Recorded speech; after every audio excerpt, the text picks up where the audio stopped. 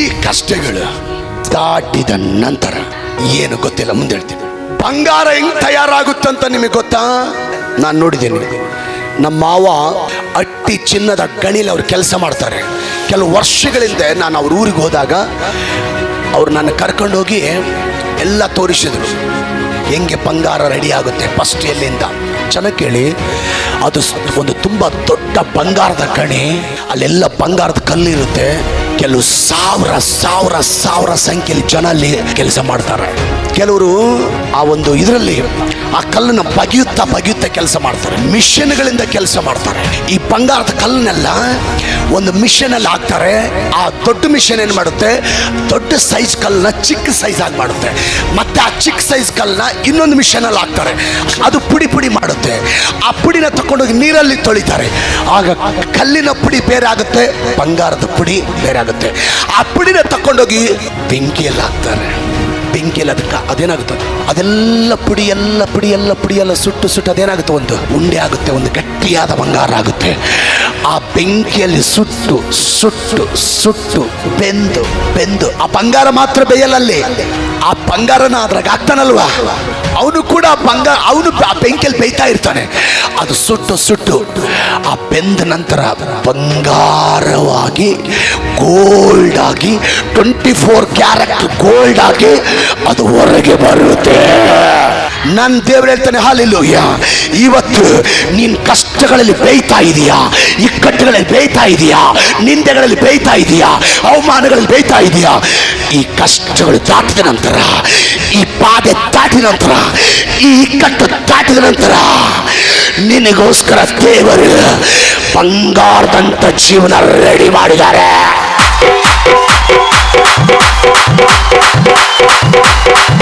ಜೋರಾಗಿ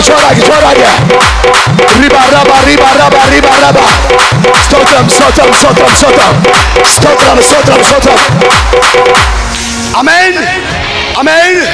ಈ ಕಷ್ಟಗಳು, ಈ ಸಮಸ್ಯೆಗಳು, ಈ ಶೋಧನೆಗಳು, ಈ ಅಡ್ಡಿಗಳು, ಈ ಅವಮಾನ, ಈ ನಿಂದೆ, ಈ ಕಷ್ಟಗಳು ದಾಟಿದ ನಂತರ ನಿಮಗೋಸ್ಕರ ದೇವರು ಬಂಗಾರದಂತ ಜೀವನ ರೆಡಿ ಮಾಡಿದ್ದಾರೆ.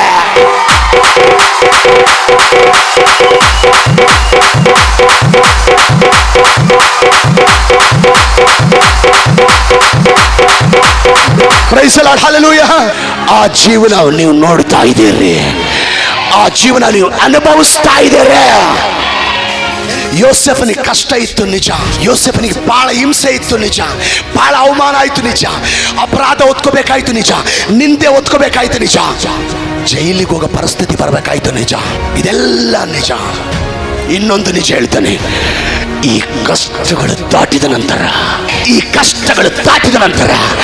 ಯೋಸೆಫನ ಶೋಧನೆಗಳು ದಾಟಿದ ನಂತರ ಅವನಿಗೋಸ್ಕರ ಪ್ರಧಾನ ಮಂತ್ರಿ ಕುರ್ಚಿ ರೆಡಿ ಆಗಿತ್ತು.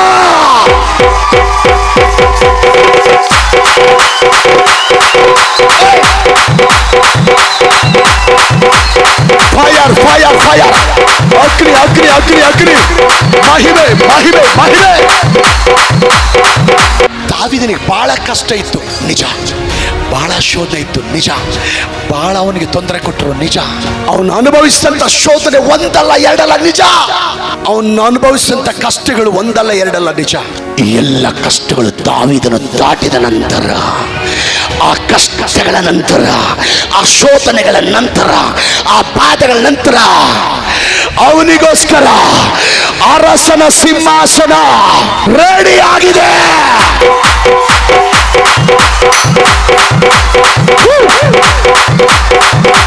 ಯೇಸು, ನಿನಗೆ ಕಷ್ಟಗಳು ಬರುವಾಗ, ನಿನಗೆ ಶೋಧನೆಗಳು ಬರುವಾಗ, ನಿನಗೆ ಇಕ್ಕಟ್ಟುಗಳು ಬರುವಾಗ, ನಿನಗೆ ಬಾಧೆಗಳು ಬರುವಾಗ, ಸಾಲದ ಬಾಧೆ ಹೆಚ್ಚಾಗುವಾಗ ನಿನ್ನ ಗುಂಡಿಗೆಯಲ್ಲಿ ನೀನು ಅನ್ಕೋಬೇಕು, ನಿನ್ನ ಹೃದಯದಲ್ಲಿ ನೀನು ಅನ್ಕೋಬೇಕು, ನಾನು ಇಲ್ಲಿಗೆ ಮುಗಿದು ಹೋಗಲ್ಲ. ಈ ಕಷ್ಟಗಳು ದಾಟಿದ ನಂತರ ನನಗೆ ದೊಡ್ಡ ಆಶೀರ್ವಾದ ರೆಡಿ ಆಗಿದೆ.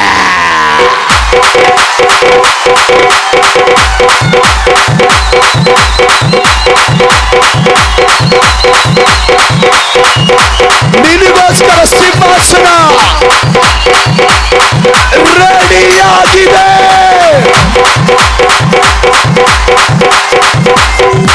ಅವ್ರು ಅನ್ಕೊಂತಾರೆ ಶತ್ರುಗಳು, ಬಂತು ನೋಡಪ್ಪ ಕಷ್ಟ, ಬಂತು ನೋಡಪ್ಪ ಅವ್ರಿಗೆ, ಇನ್ ಹೆಂಗ್ ಮೇಲೆ ತಳ್ತಾರೆ ನೋಡ್ತೀನಿ, ಇನ್ ಹೆಂಗ್ ಮೇಲೆ ಬರ್ತಾರೆ ನೋಡ್ತೀನಿ. ಅವ್ರು ಅನ್ಕೊಂಡಾರೆ.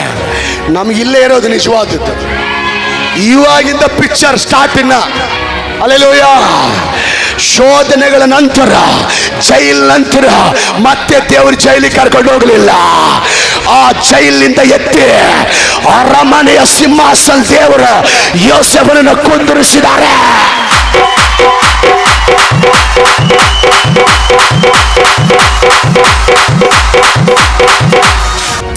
ಮಗನೇ ಸೋದರ ಚೆನ್ನಾಗಿ ಕೇಳ್ರಿ.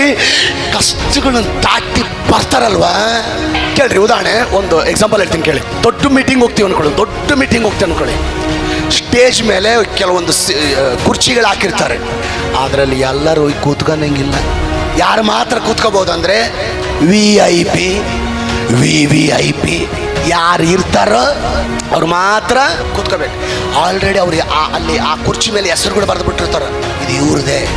ಉದಾಹರಣೆ ನೋಡ್ರಿ, ನೀವು ಬೆಂಗಳೂರಿಗೆ ಹೋಗ್ಬೇಕಂದ್ರೆ ಬಸ್ ಟಿಕೆಟ್ ನೀವು ಮುಂಚೆ ರಿಸರ್ವೇಶನ್ ಮಾಡಿದ್ರೆ ಆ ಸೀಟ್ ನಿಂದೆ. ಯಾರು ಆ ಸೀಟಲ್ಲಿ ಕೂತ್ಕೊಳ್ಳೋಕ್ಕೆ ನೀನು ಅಥವಾ ಬಾಂಬೆಗೆ ಹೋಗ್ಬೇಕಂದ್ರೆ, ನೀನು ಟ್ರೈನಲ್ಲಿ ಹೋಗ್ಬೇಕಂದ್ರೆ ಮುಂಚಿತವಾಗಿ ನೀನು ದುಡ್ಡು ಕಟ್ಟಿ ರಿಸರ್ವೇಶನ್ ಮಾಡ್ಕೊಂಡ್ರೆ ಆ ಸೀಟಲ್ಲಿ ಯಾರು ಕೂತ್ಕೊಳ್ಳೋಕ್ಕೆ ಅದು ಯಾರ್ದದು? ಅದು ನಿಮ್ದೆ. ನನ್ನ ದೇವ್ರು ಹೇಳ್ತೀನಿ ಗೊತ್ತಾ, ಈ ಕಷ್ಟಗಳನ್ನು ದಾಟಿದ ನಂತರ, ಈ ಶೋಧನೆಗಳನ್ನ ದಾಟಿದ ನಂತರ, ಈ ಬಾಧೆಗಳನ್ನ ದಾಟಿದ ನಂತರ ಆ ಸೀಟು ನಿಂದೆ, ಆ ಪೋಸ್ಟ್ ನಿಂದೆ, ಆ ಜಾಬ್ ನಿಂದೆ, ಆ ಆಶೀರ್ವಾದ ನಿಂದೆ. ಅದು ಮತ್ತೊಬ್ಬರಿಗೆ ಸಿಗಲ್ಲ. ಜೋರಾಗಿ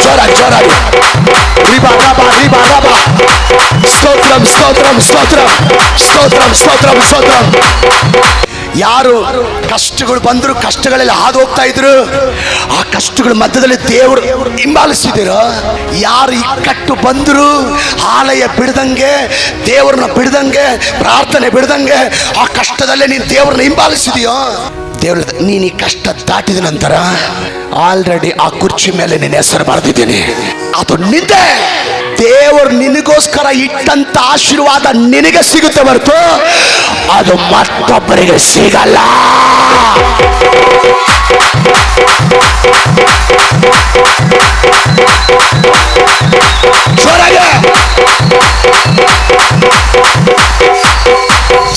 ಆ ಉದ್ಯೋಗದ ಮೇಲೆ ದೇವರು ನಿನ್ನ ಹೆಸರು ಬರೆದ ಮೇಲೆ ಅದು ನಿನಗೆ ಹೊರತು ಆ ಉದ್ಯೋಗ ಬೇರೆಯವ್ರಿಗೆ ಸಿಗಲಿಕ್ಕೆ ಸಾಧ್ಯವಿಲ್ಲ. ಅದು ನಿಂದೆ.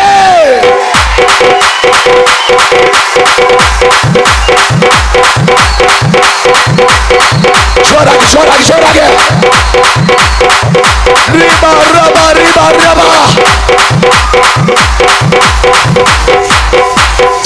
ಈ ಆಲಯಕ್ಕೆ ತಾಯಿ ಜಾಗ ಕೊಟ್ರಲ್ಲ ನಮ್ಗೆ.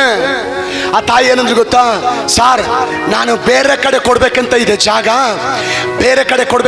ಜಾಗ, ಆದ್ರೆ ದೇವರು ನಿಮ್ಮ ಸಭೆ ಹೆಸರು ತಿಳಿಸಿದ್ರು, ಅದಕ್ಕೆ ನಾನು ಇಲ್ಲಿ ಕೊಟ್ಟೆ ಅಂತ.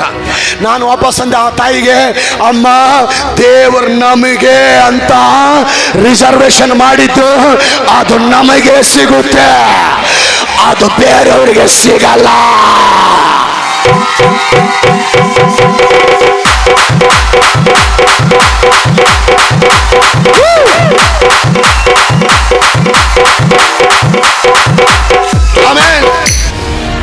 ನಿಮ್ಮ ಬಾಧೆಗಳನ್ನ ಬಂಗಾರವಾಗಿ ದೇವರು ಮಾರ್ಪಡಿಸ್ತಾರೆ. ಬಾಧೆಗಳು ದಾಟಿದ ನಂತರ ಬಂಗಾರದಂತ ಜೀವನ ರೆಡಿ ಮಾಡ್ತಾರೆ. ಕಷ್ಟಗಳು ಬರುವಾಗ ನಿನ್ನ ಗುಂಡಿಗೆ ಒಂದು ಧೈರ್ಯ ಇರಲಿ. ಇದು ದಾಟಿದ ನಂತರ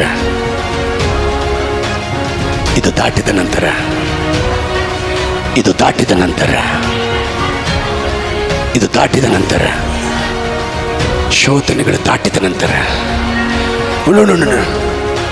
ನಿನಗೆ ಸಾಧಾರಣವಾದದ್ದಲ್ಲ. ಯಾಕೆ ಸಾಧಾರಣವಾದದ್ದು ನಿನಗಲ್ಲ ಅಂದ್ರೆ, ನಿನಗೆ ಕೊಡೋನು ಒಬ್ಬ ಮೇಷ್ಟ್ರಲ್ಲ, ನಿನಗೆ ಆಶೀರ್ವಾದ ಕೊಡೋದೊಬ್ಬ ಪೊಲೀಸ್ ಅಲ್ಲ, ನಿನಗೆ ಆಶೀರ್ವಾದ ಕೊಡೋದೊಬ್ಬ ತಹಶೀಲ್ದಾರ್ ಅಲ್ಲ, ನಿನಗೆ ಆಶೀರ್ವಾದ ಕೊಡೋದು ಯಾವುದೊಬ್ಬ ಸಾಧಾರಣ ಅಧಿಕಾರಿ ಅಲ್ಲ. ನನ್ನ ದೇವರು ಹೇಳ್ತಾನೆ ಫಿಲಿಪ್ಪ 4:19 ದೇವರು ಕ್ರಿಸ್ತ ಯೇಸುವಿನ ಮೂಲಕ ಆತನ ಪ್ರಭಾವದ ಐಶ್ವರ್ಯಕ್ಕೆ ತಕ್ಕ ಹಾಗೆ ನಿಮ್ಮ ಪ್ರತಿಯೊಂದು ಕೊರತೆಯನ್ನ ನೀಗಿಸುವನ.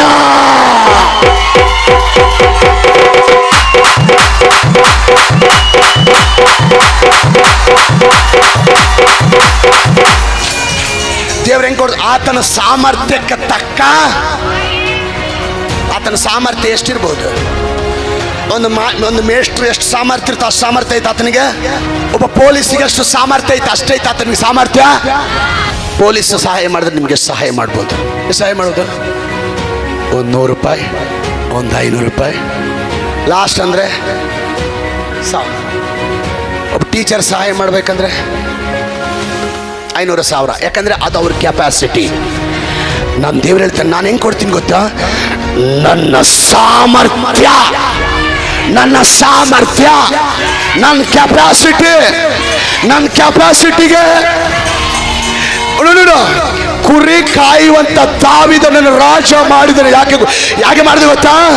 ಅದು ಆತನ ಕೆಪಾಸಿಟಿ.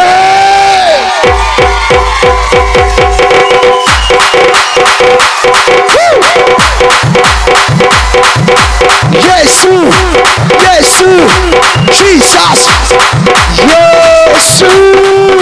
ಸ್ನೇಹಿತರೆ, ಮಲೆನಾಡು ಗಾಸ್ಪೆಲ್ ಮೀಡಿಯಾ 2.0 ವೀಕ್ಷಿಸಿದ್ದಕ್ಕಾಗಿ ನಿಮಗೆ ತುಂಬಾ ಧನ್ಯವಾದಗಳು. ಈ ಸಚಿವಾಲಯದ ಮೂಲಕ ಸುವಾರ್ತೆಯನ್ನು ಹಂಚಿಕೊಳ್ಳಲು ಮತ್ತು ಭರವಸೆಯ ಸಂದೇಶವನ್ನು ಪ್ರಸಾರ ಮಾಡಲು ನಮಗೆ ಅಪಾರ ಉತ್ಸಾಹವಿದೆ. ನಮ್ಮ ವಿಷಯದಿಂದ ನೀವು ಆಶೀರ್ವದಿಸಲ್ಪಟ್ಟಿದ್ದರೆ ಅಥವಾ ಪ್ರೋತ್ಸಾಹಿಸಲ್ಪಟ್ಟಿದ್ದರೆ ನಮ್ಮ ಈ ಉದ್ದೇಶಕ್ಕೆ ಬೆಂಬಲ ನೀಡುವಂತೆ ವಿನಂತಿಸುತ್ತೇವೆ. ನಿಮ್ಮ ಪ್ರತಿಯೊಂದು ದೇಣಿಗೆ, ಎಷ್ಟೇ ಚಿಕ್ಕದಾದರೂ, ಹೆಚ್ಚು ವಿಡಿಯೋಗಳನ್ನು ಮಾಡಲು, ಹೆಚ್ಚು ಜನರನ್ನು ತಲುಪಲು ಮತ್ತು ಈ ಸೇವೆಯನ್ನು ಬಲವಾಗಿಡಲು ನೇರವಾಗಿ ಸಹಾಯ ಮಾಡುತ್ತದೆ. ಪರದೆಯ ಮೇಲೆ ಕಾಣುವ QR ಕೋಡ್ ಅನ್ನು ಸ್ಕ್ಯಾನ್ ಮಾಡಿ ಅಥವಾ ದೇಣಿಗೆ ನೀಡಲು ವಿವರಣೆಯಲ್ಲಿರುವ ಲಿಂಕ್ ಅನ್ನು ಕ್ಲಿಕ್ ಮಾಡಿ.